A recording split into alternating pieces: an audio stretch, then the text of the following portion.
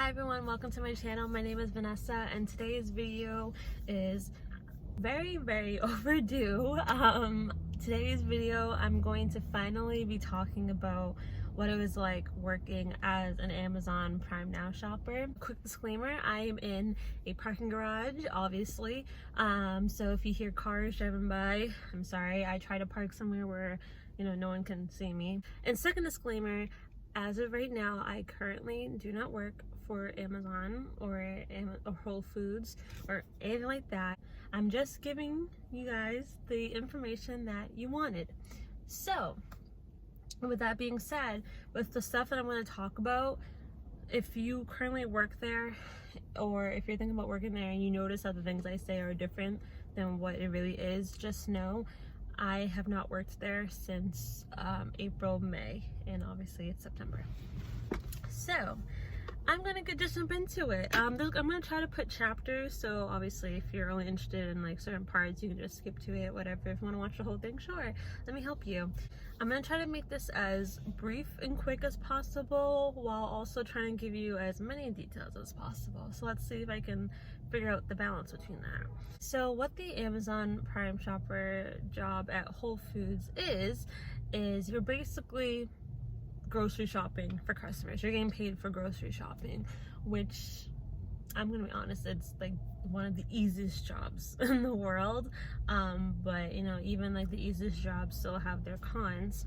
But to find this job, it depends on your area. So I know it's not in every area. I don't even know if every Whole Foods does it. I could be wrong, but that's just because based on how many Whole Foods are in my area, when it came to looking for jobs, it was only offered in 2 locations, and there's a lot in my area, so that's why I'm not sure.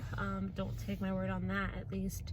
But you would go on the Amazon, I believe it's Amazon.jobs. You can just Google Amazon jobs, and if it's available, you go on and you apply, and then if there's shifts available, you accept them, and then you pick your new hire date, which you go in, you just confirm your information, confirm the role you're applying for. You take a badge picture, or you can upload the badge picture, and then you do a drug test. It's literally just you put a cotton swab in your mouth for 10 minutes, and then it takes a few days for them to pass your background check and your drug test, and if it's all good, then you start probably within like a week and a half to 2 weeks, maybe sooner, depending. So I think it's like a day or two before your actual start date, Amazon sends you like training orientation videos, like every typical job. You just watch them, you get paid for them. I would highly recommend watching them so you know what to do when you get to work. On the actual day of work, it was interesting. I got my badge at the Whole Foods customer service, and then I never met a manager. I think the first time I spoke to my manager was for like a few weeks after starting. I never saw him. I wouldn't even be able to identify. I don't even think I knew his name. And on your first day, when you get there after you get your badge, you go into the back, and you're supposed to have a company phone. You just go to the station, and it's like old iPhone 7, so they're not like super good. They die very quickly, and then sometimes there's like more employees than phones, which is annoying. But you grab a phone and you log in. But you have the phone, and then you grab a cart and you grab some bags, produce bags, paper brown bags, anything you need to start shopping. And then after you're logged in, it will assign you an order. It will literally say an order has been assigned to you. You hit accept, and you might have something small with like, I don't know, less than 10 items, something medium, or you might have something large with like 20 or more items. Who knows? But you get it, and then it's supposed to like, you're supposed to have a training video, so it's supposed to like guide you through how to do everything. Except I did not get that. I didn't have a manager to speak to. I didn't get a training video. I was just thrown in, and I had to figure it out. I did ask some people. Some people were helpful, some people not so helpful. So yeah, but pretty much after you grab the cart and the phone, your bags, you had the list of groceries.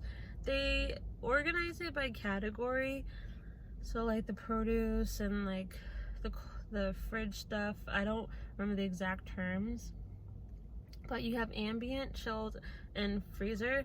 Freezer, you know, obviously ice cream and frozen foods. Chilled, obviously like milk and stuff like that. And then ambient is pretty much everything else that doesn't belong in the fridge or the freezer, that you can, you know, dry food stuff that can be warm, whatever. And their method they recommend is to pick and bag at the same time. So when you grab items, you put them in their bags and whatnot. I've seen some people just throw everything in the cart and then they bag it at the end. I think it is faster to just pick and bag. And then I think they also try to recommend like the fastest route to go to pick the items. I personally always did like the ambient foods first, and then the chilled, and then I did frozen last, because I try to make sure if it took me a longer time to get the ambient stuff, that the way the cold stuff wouldn't just be sitting in the cart. And while you're bagging, it's really important that you put the categorized foods together, as in only put the chilled foods together in the same bags, freezer in the same bags, ambient, and so on. The bags aren't labeled. You have to label them on the shelf. Like you just literally just get a marker and you write, you know, A, C, or F. So it's really important that you know which is what. And so you do that, and then if an item isn't found, then you have to find a Whole Foods employee. They have to double check, and then if they can't find it, you have to scan their QR code to verify that's not there, because you can't just, you know, lie and be like, oh, it's not here. I will say that there are some parts where it gets tricky. Like produce is always on and popping. There's always a lot of people in produce, so it does get annoying, you know, trying to squeeze your way through. You know, just park the cart and just keep an eye on it. I've never like ordered things from like the delicatessen or the butcher, so that was a new experience to me going up, because I didn't really know anything. So I just read off my phone, I'm like, they want a pound of this, because I don't really do that. But they're very helpful. They'll help you. The employees will help you with that. And then once you have everything, you go to this, like the back or the staging area, whatever, those tables, and then you just go through, you know, organize your bags, make sure everything's where it is, you label them, and then you count how many bags you have. You have to be very careful to not forget the bags are on the bottom of the cart. I've done that so many times, because you can't obviously forget a part of a person's order. You know how many bags they are, you put in the system, and then they print out stickers, and then you just seal the bags with the stickers, and then you put the bags where they belong, either in the shelves for ambient, the fridge, or the freezer. If you make mistakes, the app and the phone is really good at catching it, so it will tell you if you made some type of mistake, and it will tell you how to like go back and fix it. Yeah, that's pretty much it. It's very straightforward. It's literally just regular grocery shopping, except it's just an extra step of just like bagging things and putting them away, and then probably the whole Whole Foods employee part. So I worked as part-time, so it was the term was flex, meaning that on my first day it was assigned, but then after that you use the Amazon A to Z app, and they drop shifts every I don't remember what day it was, and they dropped always at 6:15. However, they're first come first serve. I can't tell you how many times I would literally be on at 6:15, you refresh, they're all gone, and I barely, or every time I try to click on a shift, it'd be like taken. It's kind of like if you're in college, it's kind of like when you're trying to get your classes, and every time you try, it's like it's filled like so quickly. It's like, oh my gosh. So that was really, really, really frustrating. But so some weeks I had multiple shifts, and some weeks I had one or none. The thing is, you have to work at least 3 shifts a month to be considered an employee. So not horrible, I would say, but if you're looking for something more stable, you should really think hard, unless your location offers full-time. This is just for the part-time. Full-time, you get a set schedule of 40 hours. Part-time, it's just first come first serve at this point. So I'm gonna go over the pros and cons. So these are my personal pros and cons. So I'll start with the pros. You work alone. So if you're an introvert, or you just really just don't like, dealing with customers or, I don't know, your coworkers, I don't know. You work alone. It's like you're grocery shopping alone, which is nice. For part-time, the shifts are about 4 hours, 45 minutes to 5 hours, so not bad, I would say. If this is still correct, it should be weekly pay, which I really liked, every Fridays. I got paid $15 an hour, which is not bad. The schedules are flexible, kind of like what I said, how it's flex. And then the biggest pro, no customers. You don't have to deal with customers unless you have to substitute an item and you have to message them asking them about it, but most people don't really answer anyways. Now the cons. This is also a pro, but it could be a con depending. You work alone. So while I enjoy working alone, sometimes it does get boring and not boring. Sometimes it does get lonely not having someone to talk to. If you're someone who's used to, talking to your coworkers and all that stuff, it could be quite difficult for you to, just be with yourself and in your head for 5 hours or longer. 2, depending on area, poor management, because I never met my managers until weeks later.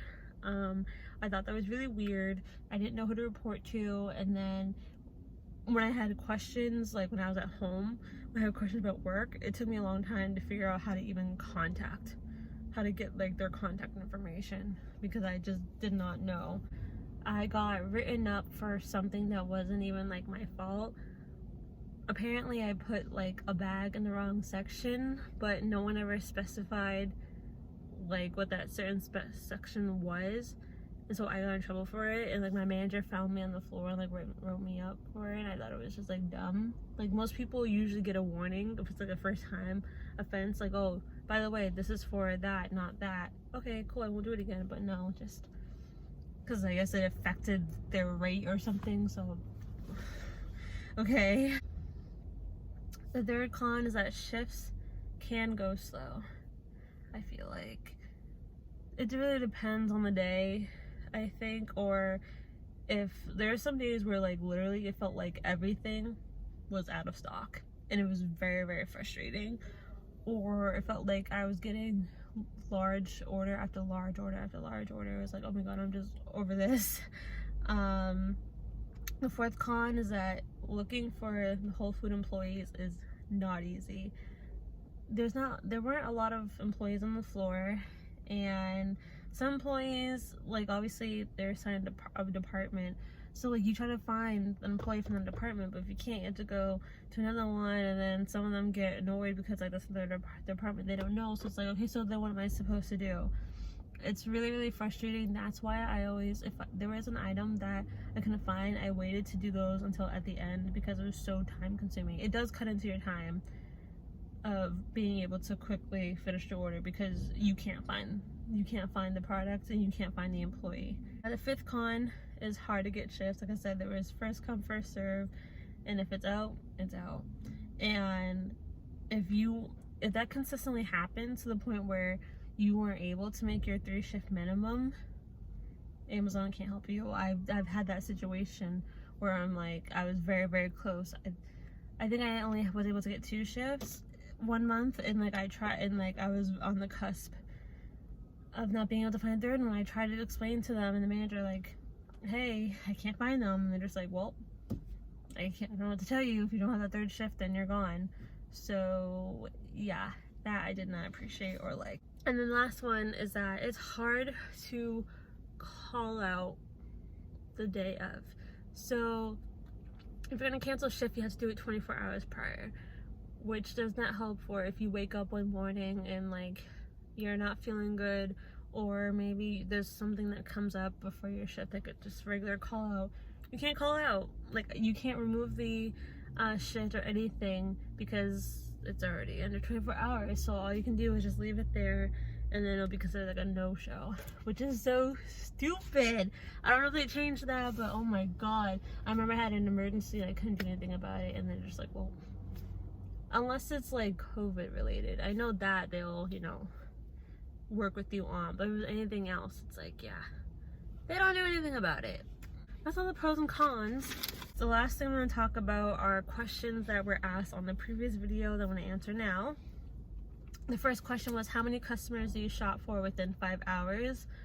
I think I had about 5 or 6 customers, so almost like a customer per hour, I think, or maybe 2 customers per hour. It really depended, because if I had like really long orders, then yeah, definitely 1 customer per hour. So it really depended. I don't think I ever hit like 10 customers or more than 10 at all. You start off slow, especially if you've never been in Whole Foods and you're still learning where everything is. You will start off slow, but then over time, the more you do it, the more you get used to it and whatnot. In terms of also bagging, you get faster at how you bag things, and boom, boom, boom. So that could also affect how many orders you do within 5 hours. How many shifts you get a week, again, I kind of already talked about it. It really depended on first come, first serve what was available. Sometimes I got up to 4, sometimes I got none or 1. Are you able to select different job titles for extra shifts?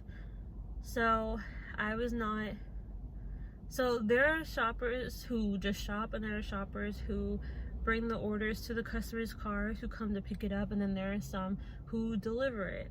I didn't do the last 2. I did bring some to a customer's car once, and I honestly think it was because I worked at a later time where there were like no delivery employees, and that's why, because I only did it once. But I think it depends on the role you apply for and something like that. When there's no other people doing it, they might have to ask you to do it.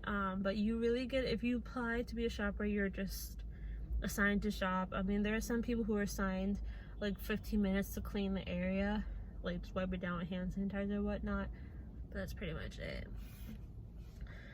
Is it hard or fast paced? Not hard at all. We've all shopped at some point. It's literally the same thing. The only difference is that you're getting paid for it. I wouldn't say it's fast paced. If you're on the slower side of shopping, it might be something that you have to get used to. You do have to be a little bit faster, because like you can't take your time reading everything. You just gotta be a little bit quick just to make sure, does this match what they want? Yes, scan, boom, move on. Nothing, too crazy, but don't go too fast, because you really will like start to like stress yourself and your body out. But like, just average speed, I would say. I never got penalized for my speed. So what is the uniform? You can wear whatever you want. It's typical, just nothing inappropriate or offensive or any stuff like that.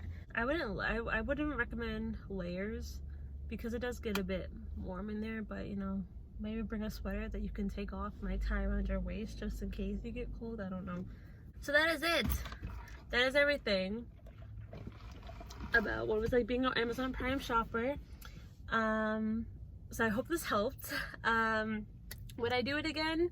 Maybe if it was full-time, I would, because I didn't mind it at all. The reason why I left was because I hated how unstable it was. I applied because I needed a job, not something to do because I was bored. Like, I needed a job. And the way the shifts work, it wasn't working for me. So if it was more stable, or if I had the option to be full-time, then yes, I would do it again, because it's easy money. So I hope this helped you. I hope this gave you all the information and answers that you need. If there's still any other questions or concerns you have, please feel free to leave a comment, and I will do my best to answer them. Thank you so much for watching. I hope you liked this video. Please give a thumbs up and subscribe, and stick around for new videos. Bye.